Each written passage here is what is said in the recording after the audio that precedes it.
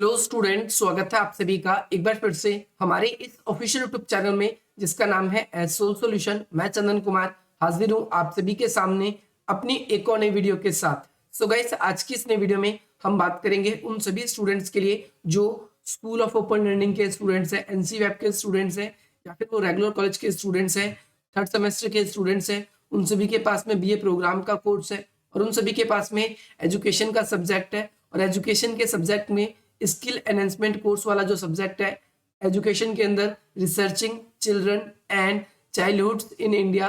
तो ये इंपॉर्टेंट आप सभी का सब्जेक्ट, आप सभी की बहुत ज्यादा डिमांड आ रही थी कि सर इसके जितने भी इंपॉर्टेंट क्वेश्चंस हैं जो एग्जाम में पूछे जाएंगे आप उनकी वीडियो बना दीजिए। तो आप सभी की ऑन डिमांड पर ये वीडियो लेकर मैं हाजिर हूँ। इस वीडियो के अंदर हम लगभग 20 से 25 क्वेश्चन ऐसे डिस्कस करेंगे जो कि आप सभी के एग्जाम में जरूर पूछे जाएंगे। कुछ क्वेश्चन ऐसे भी होंगे जो छोटे मार्क्स में और कुछ क्वेश्चन ऐसे भी जो बड़े मार्क्स में। तो जो बड़े मार्क्स के लिए इंपॉर्टेंट क्वेश्चन है उसको बड़े स्केल पे डिस्कस करेंगे और जो छोटे क्वेश्चन है उसको नॉर्मली हम डिस्कस कर लेंगे। तो चलिए आज की अपनी इस वीडियो को हम स्टार्ट करते हैं। बहुत सारे स्टूडेंट्स वीडियो का पीडीएफ मांगते हैं, तो ओनली इन क्वेश्चन का पीडीएफ अगर आपको चाहिए तो डिस्क्रिप्शन बॉक्स में लिंक दिया गया है, वहां से आप इसको डाउनलोड कर सकते हैं। बाकी यहाँ से आप फ्री में इसको पढ़ भी सकते हैं। तो चलिए स्टार्ट करते हैं। सबसे फर्स्ट क्वेश्चन आप सभी की स्क्रीन पर यहाँ पर आ चुका है और फर्स्ट क्वेश्चन आपसे पूछा गया है कि बाल विकास के अध्ययन में एक तो प्रकृति और दूसरा उसका पोषण का क्या महत्व है। सबसे पहली बात तो यहाँ पर आपको ये पता होना चाहिए कि बाल विकास होता क्या है। देखो, कई लोग कहते हैं, कई लोग ऐसा सोचते हैं कि बाल विकास का मतलब है कि व्यक्ति जो है, जो भी बचपन में या जो भी बच्चा है उसका शरीर केवल शारीरिक रूप से पुष्ट रहे तो वो उसका बाल विकास है, परंतु ऐसा बिल्कुल भी नहीं होता। एक बच्चा, चाहे कोई लड़का है या कोई लड़की है, कोई भी एक बच्चा है तो उसका विकास हम देखते हैं उसका सर्वांगीण विकास होना चाहिए। और इस सर्वांगीण विकास की पद्धति के अंदर एक तो प्रकृति का और दूसरा उसके पोषण का बहुत महत्व रहता है। प्रकृति का महत्व कैसा रहता है, मैं सिंपली वे में आप सभी को समझाता हूँ कि एक व्यक्ति किस प्रकार का उसका आचरण होगा यह उसकी प्रकृति पर निर्भर करता है। एक व्यक्ति शारीरिक रूप से कितना पुष्ट होगा, कितना तंदुरुस्त होगा, कितना ताकतवर होगा, ये उसके भोजन पोषण और साथ ही साथ में वो एक दिन में कैसी डाइट लेता है, कैसा खाना खाता है, वो प्रतिदिन इस बात पर निर्भर करता है। दूसरी बात, प्रकृति के अंतर्गत हम ये भी देखते हैं कि वो जो पर्टिकुलर व्यक्ति है वो किस माहौल में रहता है, समाज सोसाइटी में रहता है, किस प्रवृत्ति में रहता है, किस प्रकृति में रहता है। और उसी हिसाब से अगर वो शिक्षित समाज के बीच रहता है तो वो जल्दी सभ्य बनेगा, जल्दी उसको सारी चीजें क्लियर होंगी, समझ में आएंगी। परंतु अगर कोई व्यक्ति सभ्य समाज में नहीं रहता तो भाई उसके अंदर कुछ अलग ही तरह के गुण हमें दिखेंगे, हम ये कह सकते हैं। तो ये छोटे क्वेश्चन के लिए इंपॉर्टेंट क्वेश्चन है, आप सभी को याद रखना है। नेक्स्ट क्वेश्चन आप सभी की स्क्रीन पर है, क्वेश्चन नंबर सेकंड है। देखो, इसके अंदर हमने सारे के सारे इंपॉर्टेंट क्वेश्चन इंक्लूड किए हैं। अगर आप लोगों ने ये वीडियो देख ली तो आपको कुछ और भी देखने की जरूरत नहीं है। मैं आप लोगों को गारंटी देता हूँ आपका पूरा 100% पेपर जो है, जितने भी क्वेश्चन आपको करने होंगे वो पूरा पेपर यहाँ पर आप सभी का इसी से बनने वाला है। नेक्स्ट क्वेश्चन है, विकास से संबंधित प्रमुख सिद्धांत कौन कौन से हैं। यहाँ पर क्वेश्चन पूछा गया है विकास से संबंधित प्रमुख कौन कौन से सिद्धांत है। तो विकास से जुड़े हुए कई सारे सिद्धांत है, यहाँ पर हम एक एक करके विकास से जुड़े हुए जो प्रमुख सिद्धांत है इसकी व्याख्या कर देते हैं। जैसे विकास से जुड़े हुए सामान्य सिद्धांत आप यहाँ पर देखना चाहो तो आप देख सकते हैं। सबसे पहला सिद्धांत है निरंतरता का सिद्धांत। निरंतरता का सिद्धांत क्या है, तो इसके अंदर आपको ध्यान रखना है कि विकास निरंतर चलने वाली प्रक्रिया है। यानी विकास ऐसा नहीं है कि आज हमने डेवलपमेंट करके अपनी ग्रोथ को बढ़ा लिया, कल फिर बढ़ा लिया, लेकिन परसों हमारी डेवलपमेंट नहीं हुआ। तो विकास हमेशा सकारात्मक होता है, विकास हमेशा निरंतर लगातार चलने वाली प्रक्रिया है।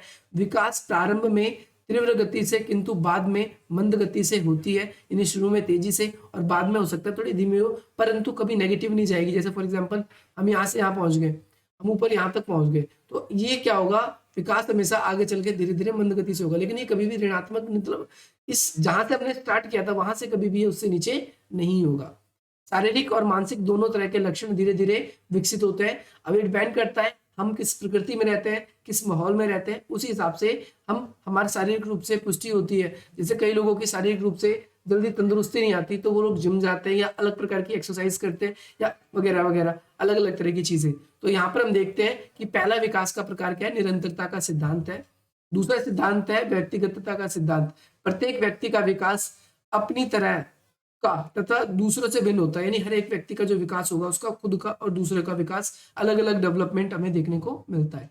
तीसरा विकास का सिद्धांत है जो है परिमार्जरिकता, यानी जिसको हम चारों दिशाओं में देख सकते हैं। परिम का मतलब होता है चारों ओर, और जरिकता का मतलब जो झलकता है। जैसे शिक्षा एक ऐसी पद्धति है जिसमें विकास को हम देखते हैं वो किसी एक तरफ नहीं बल्कि चारों तरफ देखता है। तो ऐसा विकास जिसका असर हमें चारों ओर दिखाई देता है ना। अब ये डिपेंड करता है कितने मार्क्स में आता है। इसमें से मैं तो आपको कहूंगा जनरली आप मैक्सिमम पॉइंट्स याद रखें, और इन पॉइंट्स को केवल डिफाइन भी कर दोगे तो आपके मार्क्स अच्छे आएंगे, पक्के आएंगे। तो इसके बाद में निश्चित एवं पूर्व कथनिक प्रतिरूप का सिद्धांत। निश्चित रूप में विकास का क्या क्रम होता है, वो निश्चित होता है, और साथ ही साथ में विकास सिर क्षेत्र से पैरों तक आगे बढ़ता है। नहीं, हम देखते हैं विकास हमेशा ऊपर से नीचे की तरफ या नीचे से ऊपर की तरफ हर तरफ हमारा विकास दिखेगा।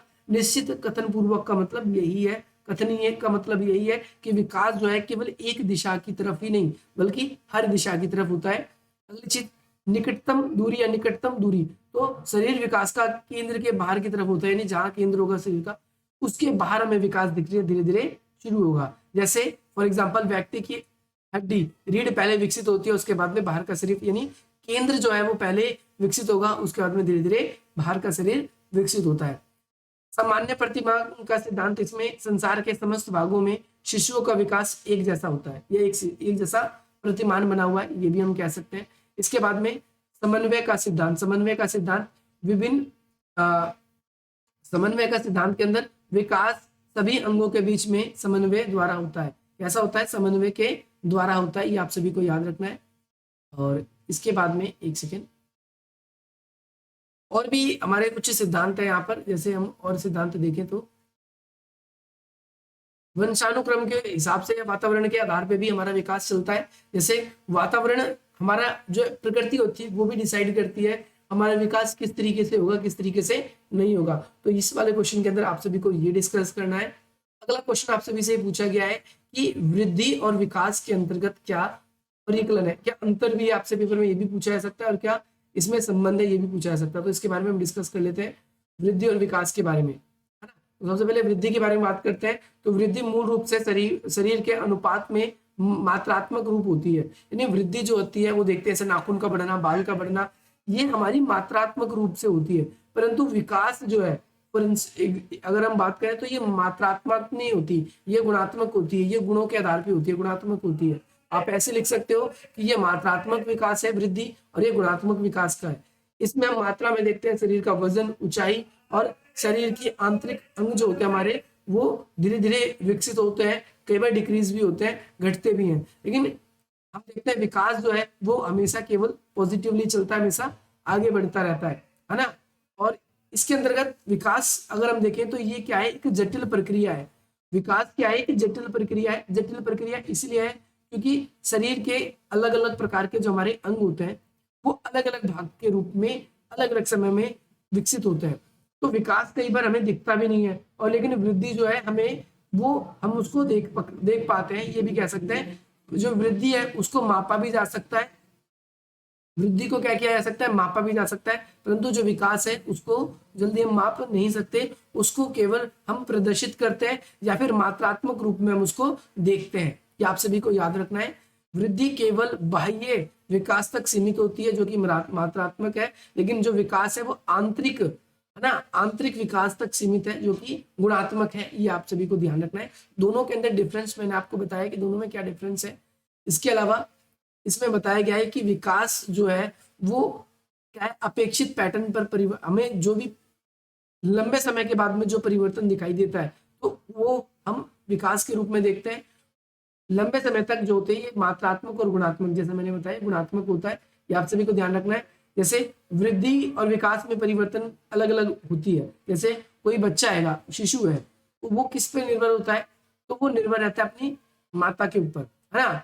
और धीरे धीरे जब वो उसका जन्म भी हो जाता है तो उसके बाद में भी कुछ समय तक उसकी निर्भरता रहती है। परंतु धीरे धीरे जैसे जैसे उसके गुणों का विकास होता है, जैसे जैसे उसके गुणों का विकास होता है वो उसकी निर्भरता जो है वो क्या है, धीरे धीरे जिस पे भी वो आश्रित है वो आश्रितपन उसका कम हो जाता है। तो ये आप सभी को एक पॉइंट, एक कॉन्सेप्ट ये भी याद रखना है। वृद्धि और विकास में अंतर क्या होता है? विकास को हम ग्राफ के जरिए दर्शा सकते हैं, वृद्धि को हम गिन सकते हैं, वृद्धि को मापा जा सकता है, ये गुणात्मक होता है। ये देखो ज्यादा नंबर बड़े क्वेश्चन में नहीं आएगा, छोटे क्वेश्चन में ही आएगा। एक क्वेश्चन ये आप सभी के लिए इंपॉर्टेंट है। अगला क्वेश्चन आप सभी के लिए बन जाता है विविधता से आप क्या समझते हो। तो ये छोटा क्वेश्चन ही है। विविधता का मतलब सिंपल सा ये होता है अंतर पाए जाना। इसे इंग्लिश में हम डाइवर्सिटी कहते हैं, अंतर पाए जाना।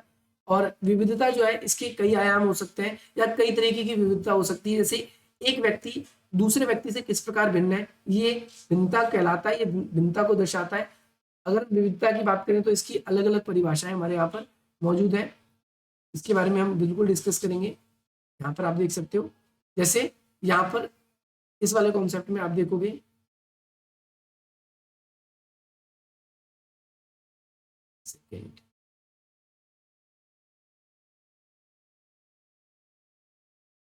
जैसे यहाँ बताया गया है, देखो विविधता के संदर्भ में बच्चों को जानना। तो अगला क्वेश्चन और ये क्वेश्चन दोनों सेम, या कह सकते हो इसको कई बार छोटे में ऐसे पूछ सकता, नहीं तो इसके साथ लॉन्ग में पूछेगा तो वो आपके इसके साथ पूछेगा कि विविधता से आप क्या समझते हैं। और विविधता की संदर्भ में बच्चों को जानना पहचानना, यानी कई बार बच्चों में अंतर पाया जाता है। कई बार हम विविधता जाति के आधार पर करते हैं, कई हम उनके नस्ल के आधार पर करते हैं, कई बार विविधता हम उनके जो है जनरेशन के आधार पे करते हैं, अलग अलग भाषा के संबंध में करते हैं, शिक्षित अशिक्षित के रूप में कर रहे थे। यहाँ पर दिखाया गया है भाषिक है, सामाजिक सांस्कृतिक है, आर्थिक है, लैंगिक है और विकलांगित है। तो अलग अलग आधार पे हम क्या करते हैं, अंतर करते हैं। दुनिया भर के बच्चों के मायने एक दूसरे के लिए समान है, लेकिन उनके संदर्भ में निर्भर करता है कि बच्चा बड़ा होता है तो कैसा विकास करता है। व्यापक अवधारणा के रूप में हम देखते हैं कि हम लोगों को जो बांटते हैं, जो बांटने का उसका आधार होता है, वही आधार क्या कहलाता है, विविधता कहलाता है। वो जातिगत हो सकती है, वो आर्थिक हो सकती है, वो राजनीतिक हो सकती है। लोगों को बांटने का जो आधार है वो उसकी विविधता कहलाती है। और ये अलग अलग प्रकार के हो सकते हैं। जैसे भाषाई की बात करते हैं तो भाषाई विभिन्नता के अंतर्गत हम देखते हैं, जैसे भारत के अंदर बहुभाषीय भारत देश है, भारत में अलग अलग राज्यों में अलग अलग तरह की भाषाएं बोली जाती हैं, जिसमें विभिन्न प्रकार के जो है उच्चारण के शब्द शामिल होते हैं। जैसे किसी जगह पर किसी शब्द के लिए कुछ और उच्चारण किया जाता है, तो किसी जगह पर कुछ और उच्चारण किया जाता है। जहां पर बहुसंख्यक जनसंख्या होती है वहां पर क्या होता है, वो हमेशा डोमिनेट करने की कोशिश करती है। और इस डोमिनेट से बचने के लिए कई लोग अपने आप को संगठित करते हैं, और इस आधार पर जब हम उनका कंपैरिजन करते हैं तो भाषा ही विभिन्नता कहलाता है। ये आपको याद रखना है। अगला है सामाजिक और सांस्कृतिक विभिन्नता। तो हम कई बार जातिगत आधार पर, धर्म के आधार पर, रिचुअल के आधार पे, या फिर अलग अलग जो हमारे कंडीशंस है ना, धर्म, रीति रिवाज या फिर परंपराएं, इन सब के आधार पर जो लोगों का सेपरेटाइजेशन किया जाता है, विभाजन किया जा सकता है उनकी परंपराओं पर, उनकी भाषाओं, उनकी संस्कृति के आधार पर, है ना। इस आधार पर जो हम विभाजन करते हैं ये क्या कहलाता है, ये हमारा सामाजिक कहलाता है। नेक्स्ट कॉन्सेप्ट आप सभी के लिए बन जाता है यहाँ पर लैंगिक विषमता। लैंगिक विषमता क्या होती है, जो व्यक्ति के जेंडर के आधार पर करते हैं, महिला और पुरुष के बीच में जो भेद किया जाता है। महिलाओं को कई बार पुरुषों से कमजोर माना जाता है, और साथ साथ में हम देखते हैं जो पिता होता है उसकी संपत्ति में बेटे को ज्यादा अधिकार नहीं होते संपत्ति में। केवल केवल केवल जो है उसकी या तो पत्नी या फिर उसके जो बेटे के बहू होगी उनके संरक्षण में चीजें आती है। तो स्त्रियों को अपने परिवार के अंदर ही हम देखते हैं कि कम भूमिका उनको निभाने को मिलता है। तो लैंगिक आधार पर जो विविधता पाई जाती है इसको हम देखते हैं विकलांगता और क्षमता के आधार पर। जैसे अलग अलग जाति, धर्म, नस्ल के लोगों में विभिन्नता तो होती है, वैसे ही कई लोग शारीरिक रूप से अक्षम होते हैं। शारीरिक रूप से अक्षम के आधार पर हम उनमें भेद कर देते हैं। तो ये क्या कहलाता है, विकलांगतागत आधारित होता है। तो ये क्वेश्चन भी आप सभी का क्लियर है। नेक्स्ट क्वेश्चन की ओर मूव करते हैं। बच्चों के जीवन में विभिन्न भूमिकाएं। आपसे पेपर में पूछा जाएगा बच्चों के जीवन में परिवार, विद्यालय और समाज, इन तीनों में से एक क्वेश्चन आप सभी के पेपर में 110% आने है हमारा। तो अलग अलग तरह की विभिन्नताएं अलग अलग तरीके का जीवन पर असर डालती है। जैसे फॉर एग्जांपल यहाँ पर बताया गया है भाई जो स्टूडेंट है उसके जीवन में जो शिक्षा है वो एक अलग प्रभाव डालती है ना, क्योंकि वो कक्षा पे जाता है, कक्षा के अंदर जाकर अपने शिक्षक से जो कुछ सीखता है उसके जीवन पे उसका प्रभाव पड़ता है। क्लास के अंदर जिस भी तरीके से उसको बिहेवियर करना पड़ता है उसका असर उसके ऊपर हमें दिखाई देता है। इसके अलावा हम देखते हैं कई बार विद्यालय संरक्षण समुदाय के रूप में छात्र जो है अपनी मुख्य भूमिका निभाता है ना। जैसे विद्यालय में बच्चों को संरक्षण दिया जाता है, बहुत सारी चीजें जैसा कि मैंने बताया सीखता है, डिसिप्लिन वगैरह, तो उसका प्रभाव पड़ता है। परिवार के बारे में बताया गया, जैसे मैं आपको परिवार के बारे में डायरेक्टली बता दूं कि परिवार व्यक्ति के सीखने की सबसे छोटी इकाई होती है, क्योंकि परिवार के अंदर ही व्यक्ति जो है वो हर एक चीज सीखना शुरू कर देता है। परिवार के अंदर ही हम देखते हैं कि भेदभाव जो है वो परिवार के अंदर से ही शुरू हो जाता है। कई बार जो होती है लड़कियां और लड़कों में परिवार के अंदर ही भेदभाव हमें देखने को मिलता है कि जो स्त्रियां होती हैं, लड़कियां जो होती हैं, उनके साथ में उनके घर वाले भेदभाव अलग करते हैं। जैसे कभी भी उनके लिए खिलौने लेकर आते हैं तो लड़कों के लिए हमेशा कार वगैरह लेकर आते हैं, लड़कियों के लिए गुड़िया लेकर आते हैं, लड़कों के लिए गुड़िया नहीं लेकर आते। तो यहाँ पर हम देखते हैं कि हम परिवार के अंतर्गत ही हम क्या कर देते हैं, विविधता करने लगते हैं, हम भेदभाव करने लगते हैं। और कहीं ना कहीं हम देखते हैं कि बच्चों के जीवन में परिवार एक आगे तक उस विभिन्नता को, उस भेदभाव को बनाए रखने में अपनी मुख्य भूमिका निभाता है। इसके अलावा परिवार के अंदर जो हमारे क्रियाकलाप होते हैं, चाहे वो माता पिता द्वारा किए गए हों, चाहे वो हमारे बड़े भाई बहन द्वारा किए गए या छोटे लोगों के द्वारा दिए गए हों, तो उसका व्यक्ति के मन मस्तिष्क पर क्या होता है, प्रभाव बन जाता है। जैसे अगर आपके घर में ज्यादातर पढ़ने वाले होते हैं तो पढ़ते ही हैं, कोई पढ़ने वाला नहीं होता तो कोई नहीं पढ़ता। और हो सकता है इसके अपोजिट भी हो गई, तो कोई सब पढ़ने वाले हैं परंतु कोई पढ़ने वाला नहीं, ऐसा भी हो सकता है। तो अलग अलग है, लेकिन परिवार का कुछ ना कुछ असर तो हम देखते हैं कि हमें देखने को मिलता ही है। अध्ययन के अनुसार सामाजिक आर्थिक स्थिति, जैसे SES कहा गया है, सामाजिक आर्थिक यानी सोशल इकोनॉमिक सिचुएशन जो है परिवार के अंतर्गत, ये भी बहुत मुख्य भूमिका निभाता है अपने परिवार के अंदर चीजों को प्रभावित करने में, ये आपको याद रखना है। इसके अलावा SES जो है सोशल इकोनॉमिक सिचुएशन जो है, उसमें माता पिता की शिशु के जन्म से पहले होने वाली देखभाल जो है, इसके बारे में हम मुख्य रूप से पढ़ते हैं कि भाई माता अपने बच्चों का किस प्रकार देखभाल करती है, उस पर माता का असर कितना पड़ता है, पिता जो है वो किस प्रकार का प्रभाव पड़ता है। तो ये बहुत तरह की चीजें, परिवार का, सोसाइटी का, हर तरीके का जो असर है व्यक्ति के जीवन में पड़ता है। तो यहाँ पर आपने देखा कि कई तरह की जीवन पे असर पड़ता है। ऐसे स्कूलिंग के लिए भी है। भाई विद्यालय की बात करें तो विद्यालय का भी बच्चों के जीवन में कई सारा प्रभाव पड़ता है, बच्चे के अनुशासित रूप से होता है। दूसरे, बच्चे के जीवन में शिक्षा एक महत्वपूर्ण भूमिका निभा लेता है। तीसरी बात जो है, व्यक्ति जो है औपचारिकता जो है अपनी वो स्कूलिंग में सीखता है। चौथी बात करें तो व्यक्ति जो है वो अपने जीवन के अंतर्गत, व्यक्ति जो है अपने जीवन के अंदर कई प्रकार की कमियां होती है उसके अंदर, तो उन कमियों को दूर करने में भी कहीं ना कहीं इसकी बहुत सारी भूमिका होती है। आई होप आपको ये क्लियर हो गया होगा। नेक्स्ट आप सभी के लिए, बच्चों के लिए स्वयं के अनुसंधान क्यों महत्वपूर्ण है। अनुसंधान का मतलब है सेल्फ डिटरमाइन करना, खुद ही का अपना निष्कर्ष निकालना उसके लिए कि वो क्या कर रहा है क्या नहीं कर रहा है, ये बच्चों के लिए क्यों इंपॉर्टेंट है। तो जब व्यक्ति खुद को ही चेक करने लगेगा कि मैं आखिर क्या कर रहा हूँ, तो वो हमेशा एक पॉजिटिव वे में जाएगा, वो हमेशा क्या करेगा, एक आगे सकारात्मक रवैये की तरफ आगे बढ़ता हुआ जाएगा। तो ये क्वेश्चन आप सभी के लिए इंपॉर्टेंट है कि व्यक्ति के लिए अपना खुद का आत्मनिरीक्षण करना क्यों जरूरी है। क्योंकि एक पॉजिटिव मार्ग पे जाना है, उनको अपनी गलतियों का एहसास कराना है, या फिर व्यक्ति किन चीजों को वो ना करे, इसके बीच में उसे भेद करवाना है। तो ये इसके लिए व्यक्ति को खुद का जो है अनुसंधान करना, खुद के लिए ही अपनी नैतिक चीजों को जोड़ना या देखना क्या चीजें मेरे को करनी चाहिए, क्या चीजें नहीं करनी चाहिए, ये इंपॉर्टेंट बन जाता है। नेक्स्ट क्वेश्चन है, क्वेश्चन नंबर 8 है, अनुसंधान के दौरान होने वाली नैतिक जो दुविधाओं का मतलब है कॉम्प्लिकेशंस जो है, अनुसंधान का मतलब होता है खोज के दौरान जो भी कॉम्प्लिकेशंस होती है उसके बारे में आप सभी को वर्णन करना है, और हम इसको किस तरीके से दूर कर सकते हैं इसके बारे में भी आपको बात करनी है। अनुधैर्य और अनुप्रास्थ अध्ययन में कौन कौन से उद्देश्य शामिल है। अनुधैर्य और अनुप्रास में, तो इसके बारे में आपको बिल्कुल पढ़ना पड़ेगा क्योंकि इंपॉर्टेंट ज्यादा है, आपके पेपर में पूछा जाएगा, आपसे ये पक्का पूछा जाएगा। ये मैंने आपको बता दिया ये वाला क्वेश्चन।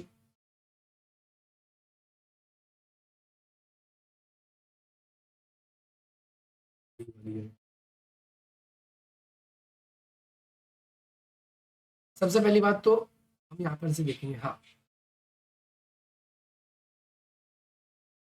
देखो क्या है कि हम देखते हैं कि शिक्षा में किए गए अधिकांश शोध का मतलब होता है खोज, है ना। इसके अध्ययन के रूप में हम इसको जो शोध है इसको दो वर्गों में विभाजित कर देते हैं। सबसे पहला वर्णनात्मक अध्ययन, जिसमें हम एक एक करके अध्ययन करना शुरू करते हैं, और दूसरा होता है प्रक्रियात्मक अध्ययन, वो थोड़ा सा अलग होता है। वर्णनात्मक शोध जो है उसका परिकलन करने के लिए हम वर्तमान स्थिति का डाटा एकत्रित करते हैं, ठीक है, वर्तमान समय का हम क्या करते हैं, डेटा एकत्रित करते हैं। लेकिन डेटा संग्रह के आधार पर इसे दो श्रेणियों में विभाजित किया जाता है, सेल्फ रिपोर्ट और सेल्फ जो है अवलोकन, है ना, और दूसरा है सेल्फ अवलोकन। स्व रिपोर्ट या स्व अनुसंधान का अभिप्राय ऐसी प्रणाली साक्षरता मानकीकरण से है जिनका उपकरण व्यक्ति के निजी जीवन पर भी इसका इम्पैक्ट पड़ता है। देखो यहाँ पर इंपॉर्टेंट बताया गया है, डायरेक्टली यहीं पर ही बात करें। अनुधैर्य अध्ययन क्या होता है, जब व्यक्ति एक ही समूह के अध्ययन लंबे समय की अवधि तक किया जाना हो, व्यक्ति का एक ही चीज का अध्ययन काफी लंबे समय तक किया जाना तो वो अनुदैर्ध्य अध्ययन कहलाता है। और अनुदैर्ध्य अध्ययन जो है, हम इसके अंदर क्या देखते हैं, एक लंबे समय तक किसी एक चीज का अध्ययन जब हम करते हैं, और जब हम एक लंबे समय तक हम किसी चीज का अध्ययन नहीं करते, शॉर्ट टाइम के लिए करते हैं, तो वो अनुप्रस्थ कहलाता है। क्या कहलाता है वो? अनुप्रस्थ कहलाता है।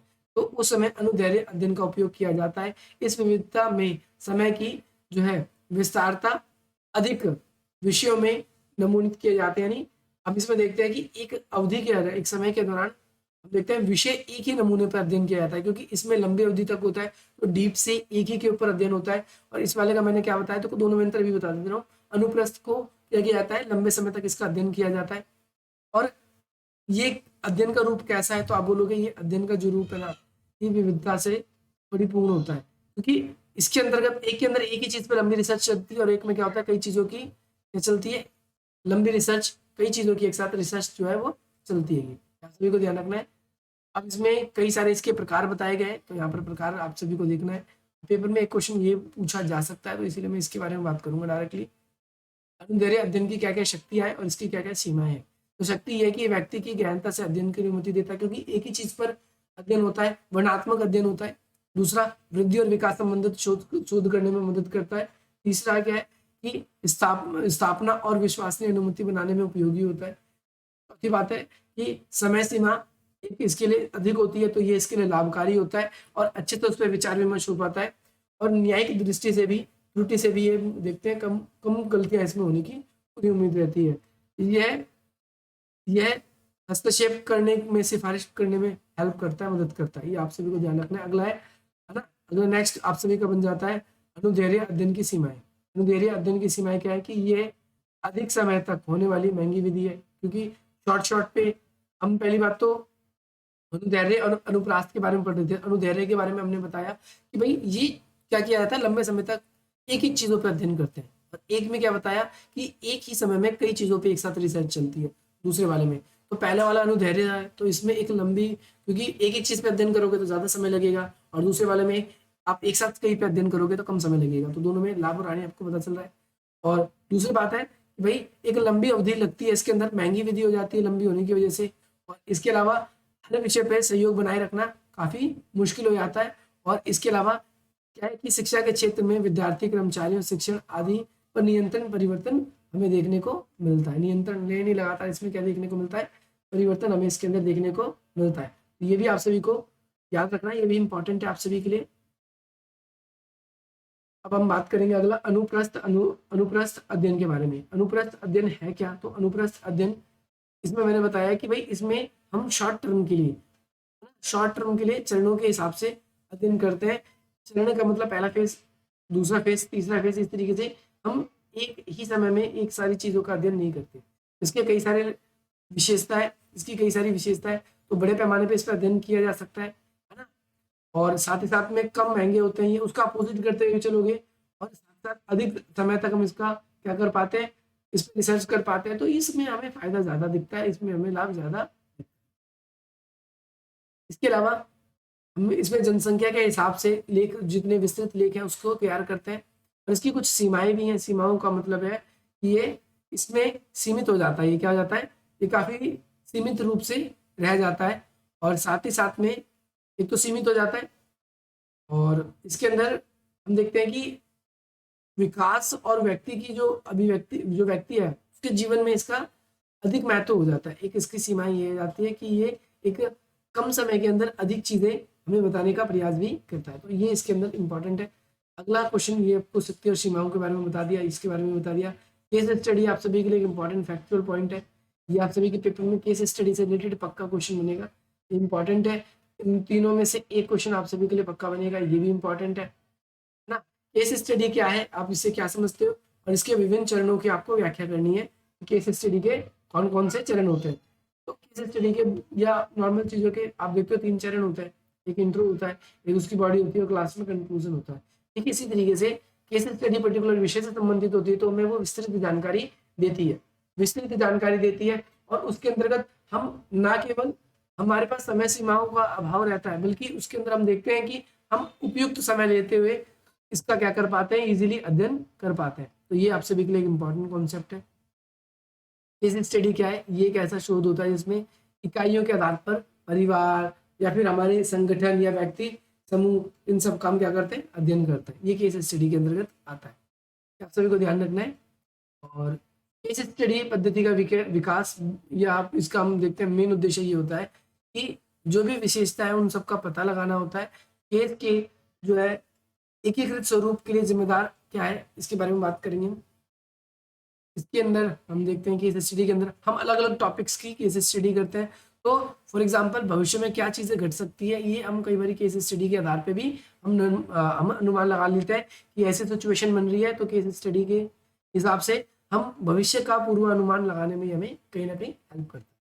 कहीं ना कहीं हमें ये आप सभी को याद रखना है। इसके अलावा केस स्टडी के विभिन्न प्रकार हैं, तो इसके प्रकार देखने, केस स्टडी के क्या लाभ और सीमाएं हैं, ये क्वेश्चन भी आप सभी के लिए इंपॉर्टेंट है। अगला क्वेश्चन है आपका अवलोकन या निरीक्षण से आप क्या समझते हैं, इसके बारे में बताना है, इसका वर्णन करना है। और इसके बाद में एक अच्छे अवलोकन की क्या क्या विशेषताएं होंगी, एक ये क्वेश्चन आप सभी के लिए इंपॉर्टेंट है। अवलोकन के क्या क्या लाभ और सीमाएं होते हैं, ये इंपॉर्टेंट है। साक्षात्कार यानी इंटरव्यू से आप क्या समझते हैं, इंटरव्यू की प्रमुख विशेषताएं क्या होती है, एक क्वेश्चन आप सभी को ये बताना है। तो साक्षात्कार का मतलब इंटरव्यू जो भी हम लेते हैं उसके बारे में आपको विशेषता बतानी है। तो इसमें व्यक्ति के नैतिक मूल्यों के बारे में पता चलता है, व्यक्ति किसी कार्य के आधार पे हम उसका क्या करते हैं, सिलेक्शन कर पाते हैं कि वो डिटरमाइन कितना है, कितना अपने निर्णय लेने में सक्षम है। ये सारी बातें जो है उस चीज़ की मैच्योरिटी को शो करने में हमें हेल्प करता है। अगला क्वेश्चन है डायरी क्या है, डायरी से आप क्या समझते हो, डायरी अध्ययन की प्रमुख पद्धतियों का वर्णन करें, इसकी कौन कौन सी पद्धति है, इसका वर्णन करें।